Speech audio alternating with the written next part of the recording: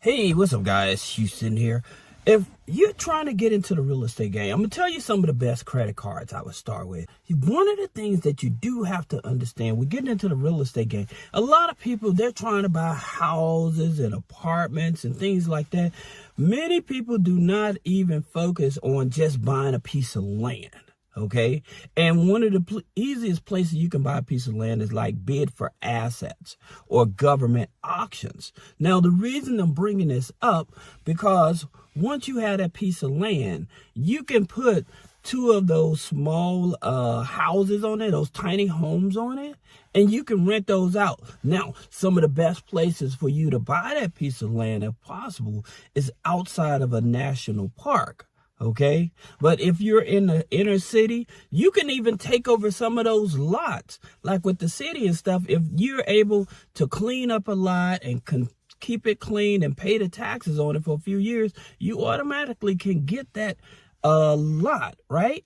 So here's the thing about it, how I would play this. Many people are not aware that Home Depot offers, or they may be aware that Home Depot offers these tiny homes, right? But many people are not aware that Home Depot offers 0% for 24 months. So there's no interest on that, right? And these are already tiny homes. Of course, you have to go in and insulate them and stuff like that. But people are starting to make this a big business, right? And so you trying to get into the real estate game, thinking that you have to have perfect credit, you have to go through all of these red tape, right? You have to go through all of this red tape in order to make things happen. And that's not true. Okay. Now, some people, they've been converting, like out here in California, some people, they've been converting their garages into apartments and rent them out, right? So the thing about it, especially with this Section 8, this is a boom time because a lot of people are getting kicked off Section 8, okay? They're closing their program down for a lot of people, okay? And even with the HUDs, like a lot of immigrants and stuff like that, they're not going to be able to qualify for like a HUD loan and stuff like that, right? So they're still going to need a place to stay, and they're still willing to pay, right?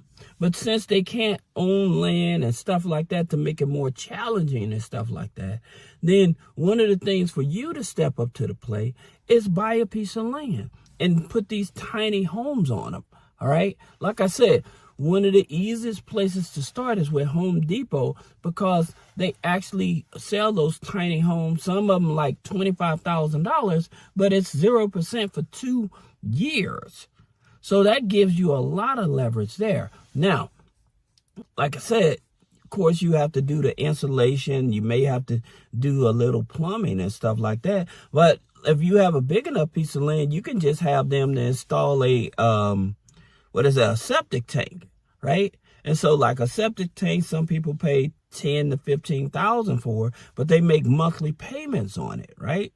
But the thing about it is positioning yourself to start getting into real estate. Now, here's the thing about it. I would tell you some of the top credit cards that I would actually look at.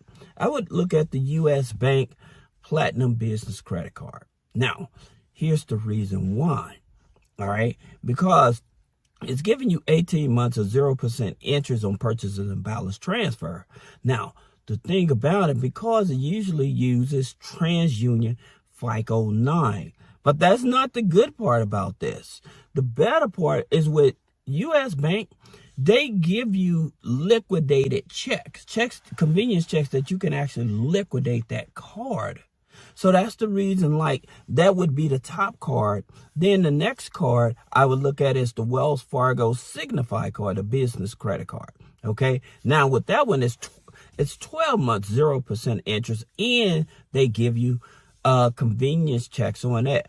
Plus, after 1 year with Wells Fargo, many people are not aware of this. Sometimes it don't even have to be a year, that they'll offer you a business line of credit up to $50,000 as well with no hard pull on your credit file. Okay, so I would not sleep on Wells Fargo. Wells Fargo, up to this point, I done raised almost $150 almost $150,000 off of the business credit cards and their business line of credit with Wells Fargo. Okay, so they're very generous. Now, some people think, well, you got to have perfect credit. Nope. All you have to do now, don't get me wrong, I do have over a 800 credit score, but the average credit score for that business line of credit is a 680 credit score. Okay, and even like with U.S. Bank, long as you have at least a 680 credit score. So with your business credit cards, you don't have to have perfect credit to get high limits. All right. So that's one thing I want you all to understand. Now, also, you have the U.S. Bank Business Leverage Card. Now, with the U.S. Bank Business Leverage Card, that gives you 0% interest for 12 months as well. But just keep in mind with these business credit cards, like I said, because they're giving you those convenience checks you can liquidate, you're going to have more leverage to that. Then you have the GM business credit card on a soft pull. Now that pulls Equifax FICO 9 as well. Going back to Wells Fargo pulls Experian FICO 9. So I'm trying to give you the business credit cards that I would go to that are probably going to be my easiest credit cards that I can get. Because if you have authorized users, rent payments, utilities, subscriptions on the credit file, they will still work with you. Okay. Now, some of you all may be already in Navy Federal. And also, keep in mind with these business credit cards and stuff like that, you do not have to have revenue in the business. All right. So that's the thing about it. And like with U.S. Bank, like every 6 months, they do an automatic credit limit increase as well. Okay. Now, for some credit cards, they may ask you if you're going over $50,000, you're trying to get over $50,000, they may ask you for proof of income. Well, here's the thing about it with the proof of income that many of you may be aware of, and I think that program's getting ready to go out, that we have been offering all the month of March that 6 months of free pay stubs and free payroll. Plus, we do give you a 30-minute one-on-one consultation as well in terms of talking about the funding strategies and stuff in order to qualify. All right. So that's something that we have been actually giving people as well. But going back to Navy Federal, here's the thing about with Navy Federal. They are very particular in terms of what type of businesses they will give a business credit card to. So they are very in line with like SBA when it comes to types of businesses and stuff like that. But the good part about it is that they are very lenient with no revenue, 660, 680 credit score. Now, you would have to have 2 credit scores in order to get qualified with Navy Federal. So that's your personal credit score and your internal credit score. Okay. So those are the 2 scoring systems in reference to Navy Federal when it's trying to get their business credit card. All right. Now, one of the ones that's a secret credit card that I love is, and a lot of people are sleeping on, is the Edward Jones business credit card. All you have to do is open up an Edward Jones account. Now, the reason I'm telling you this is because they use Elon Financial. And most people that open up that business trading account with Edward Jones or whatever, they can apply for this here business credit card. And they usually give you high limits. All right. It's a TransUnion FICO 9. That's Elon Financial, so it's associated with U.S. Bank. So for those of you that can't get into U.S. Bank, then take the Edward Jones route in order to do this. All right, because definitely, I'm telling you, they give up the bag. And especially if you're trying to get into real estate, you want to be able to get access to cards that you can max out, utilize to be able to get access to more funding.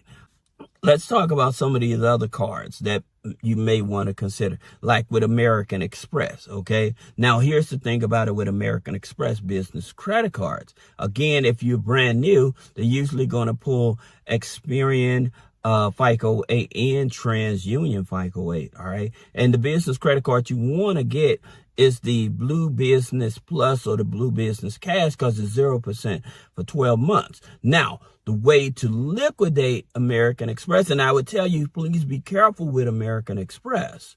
Now, one of the ways that some of my in-house clients have been able to liquidate, they would set up Melio or Plastic, and they would pay like vendors and stuff that way through it. Another hack that some of them had been doing is that if they know they have to pay like insurance and stuff like that, they would pay that insurance, but they would overpay the insurance, and the insurance company would take out what they owe for the annual fee of the insurance and send them a check back. All right. Now, one of the things about it, so you won't get an internal audit with American Express, when they said check your spending power. So if you check your spending power too many times with American Express, or let's just say that you even use the card at the max limit and pay it off, use it. If you do that 2 or 3 times in a row, that will create a financial audit with American Express. Okay, so you have to be careful with them.